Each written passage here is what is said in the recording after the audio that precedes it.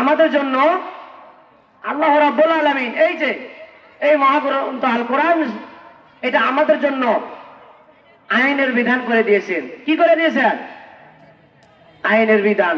সূরা জাসিয়া সূরা 45 নম্বর সূরা 18 নম্বর আয়াতে আল্লাহ বলছেন, সুম্মা জাআলনাকা আলা শারিয়া ওয়াল আমরু, অতঃপর আমি তাদের জন্য লিপিবদ্ধ করে দিলাম, মানে বাধ্যতামূলক করে দিলাম, আলা শারিয়া, আরবি শব্দ শারিয়া।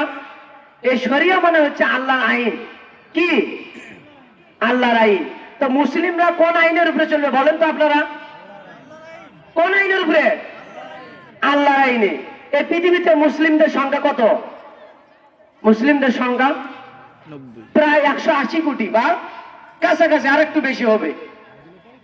এই পৃথিবীতে মুসলিমদের সংখ্যা 180 কোটির মতো, প্রায় 22টি দেশের মতো এই পৃথিবীতে সারা বিশ্বে মুসলিম রাষ্ট্র রয়েছে। কয়টি? 22টি। বলেন তো আল্লাহর আইন দিয়ে কয়টি রাষ্ট্র চলছে পৃথিবীতে? কয়টি? 22টি নয়। 22টি নয়। আল্লাহ তাআলা বলছেন সূরা আরাফের 54 নম্বর আয়াত, 7 নম্বর সূরা, আল্লাহ বলছেন আলা লাহুল খালকু ওয়াল আমরু।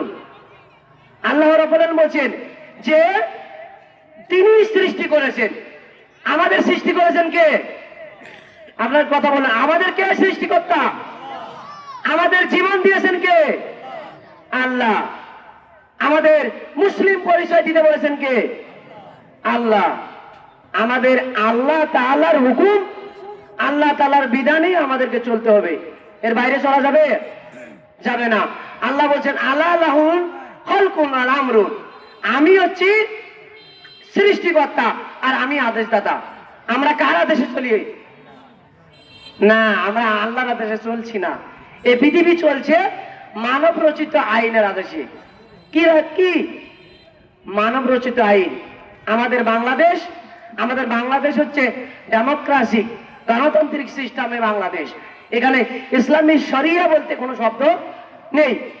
যদি আপনি বলেন যে ইসলামী শরিয়ায় বাংলাদেশ চলবে, তো দেখবেন যুদ্ধ লেগে যাবে। যাবে কি না? বলবে এরা